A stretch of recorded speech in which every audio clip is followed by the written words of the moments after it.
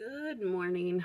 Today is Sunday, the 21st, and we're going to start with a daily reflection on the Book of Mormon.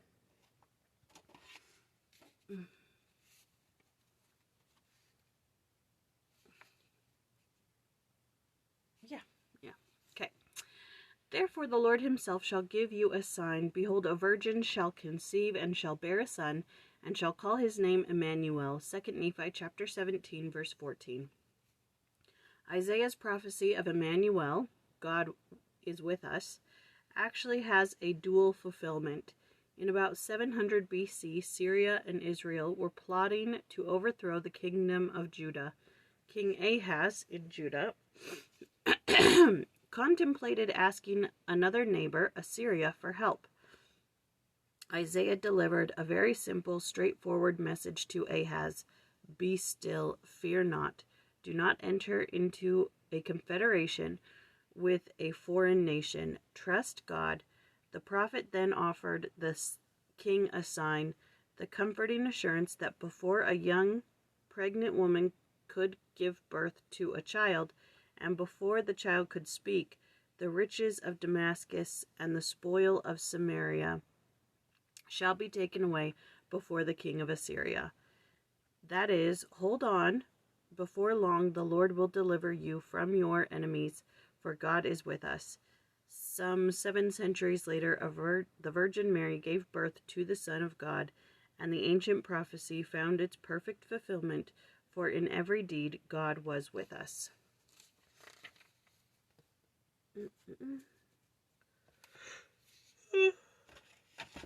Okay.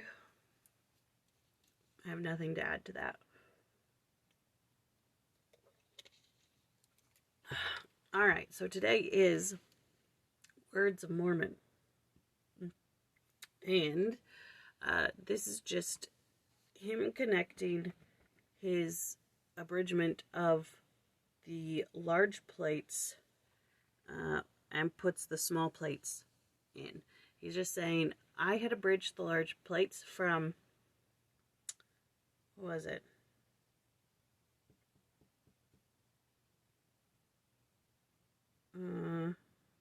He'd done the reign down to King Benjamin, and then he was searching the plates and he found the small ones, and because what was written inside it pleased him, and so he decided to put those in because the Spirit whispered to him that he should. So, and then he talks about King Benjamin establishes peace in the land. So that's, we're connecting the plates here.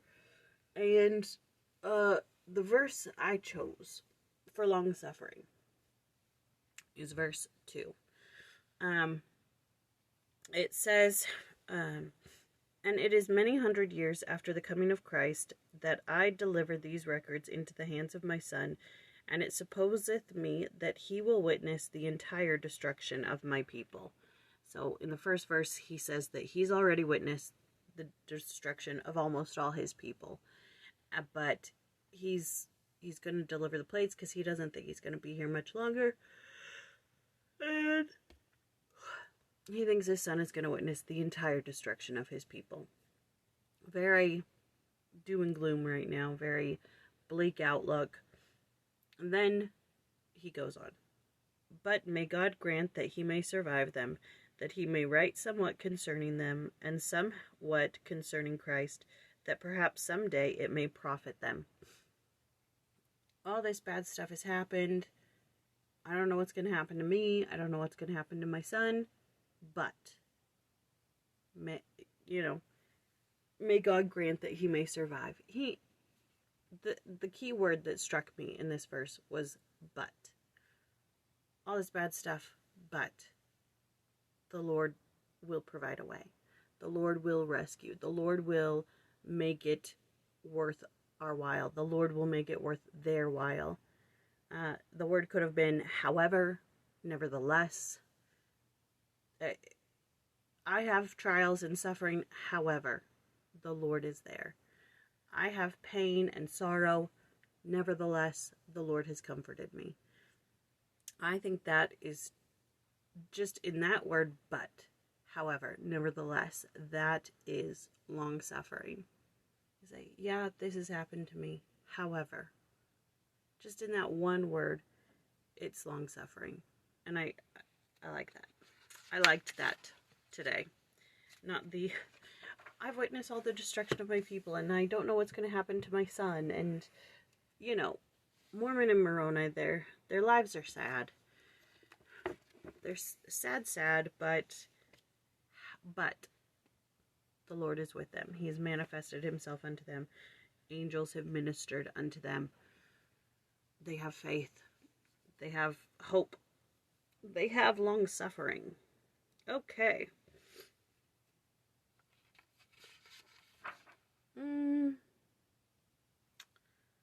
Okay.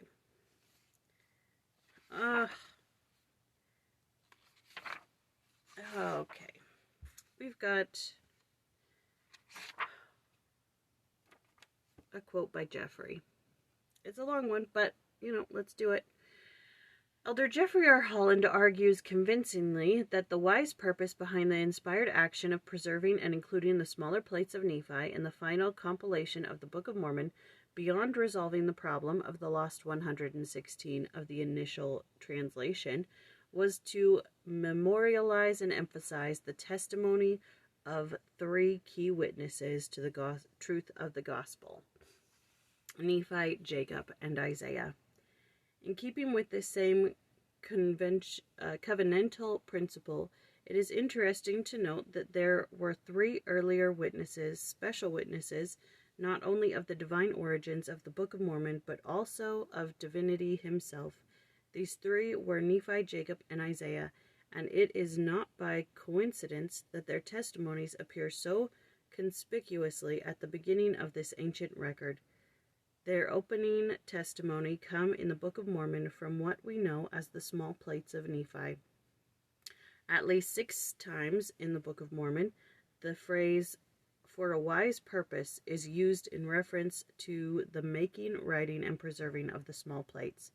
One such wise purpose, the most obvious one, was to compensate for the future loss of the 116 pages of manuscript translated by the prophet Joseph Smith, from the first part of Mormon's abridgment of the large plates of Nephi.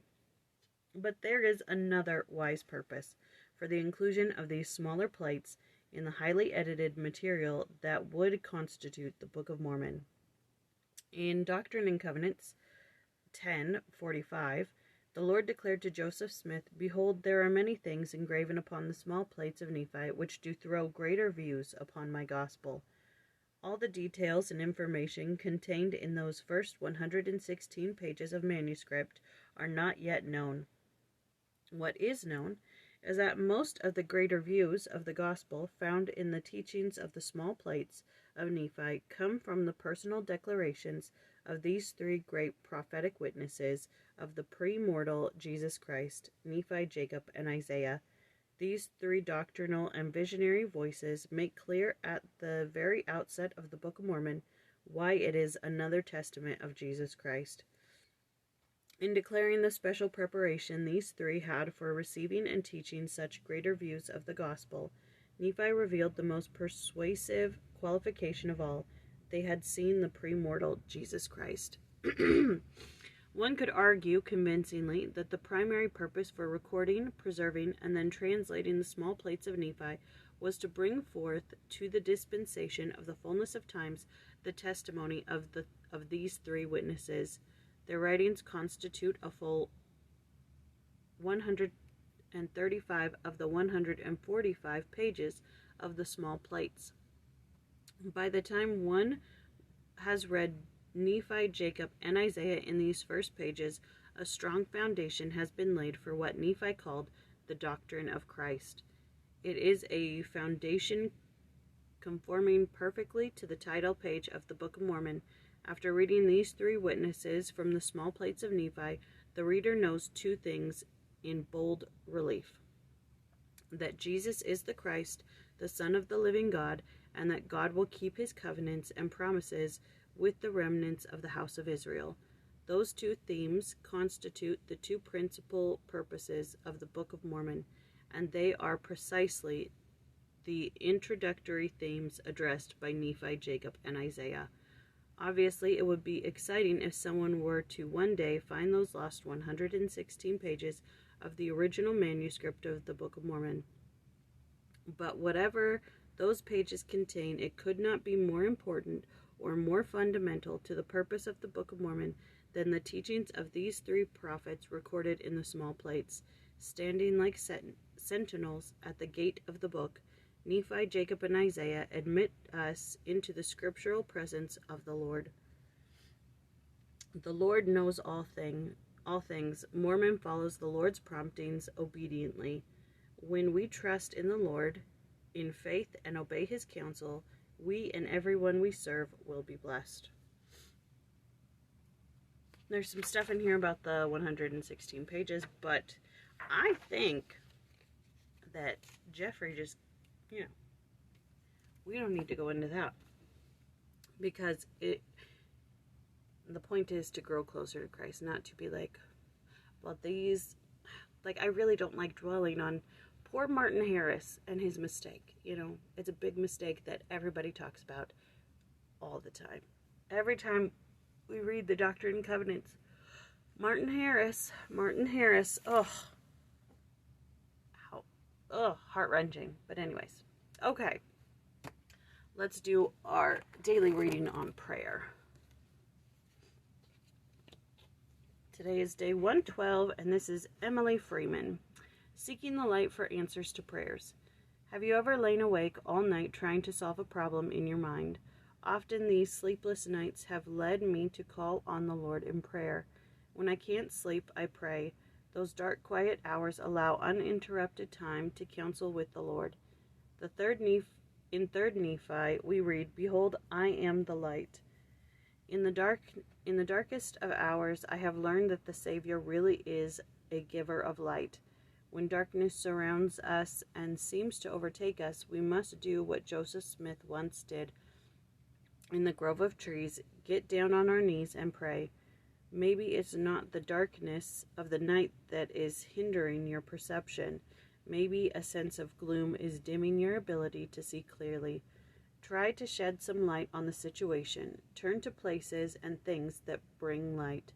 Morning hours, the scriptures, uplifting music, and time spent at the temple can help to illuminate your current circumstances. If you can't see clearly now, wait for the light to come. Okay, so General Conference goals. This morning I listened to the hymn before I prayed, and I just kind of meditated on the words as it played, and then I said my prayer. Not that my prayer was anything extraordinary beforehand, but it did get me into the right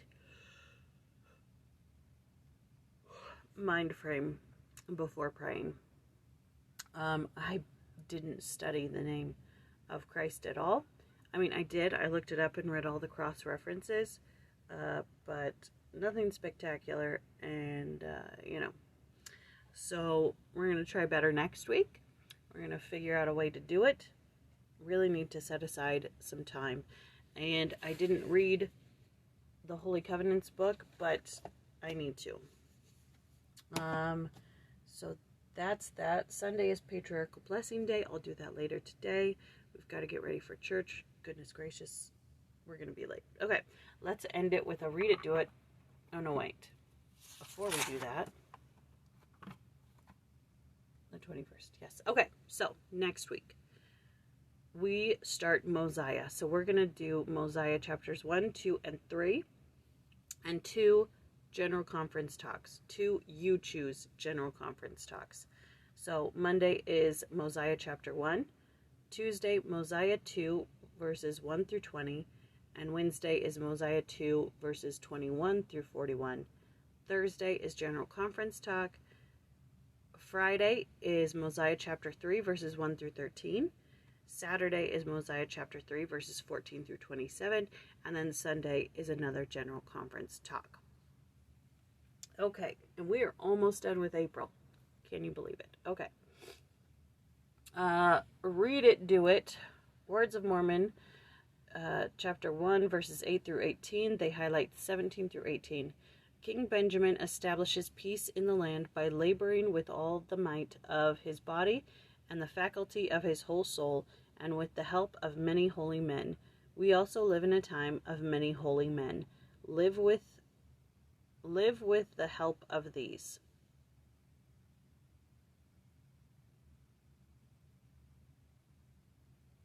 Sometimes I really don't get these.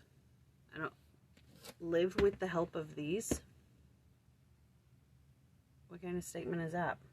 Okay.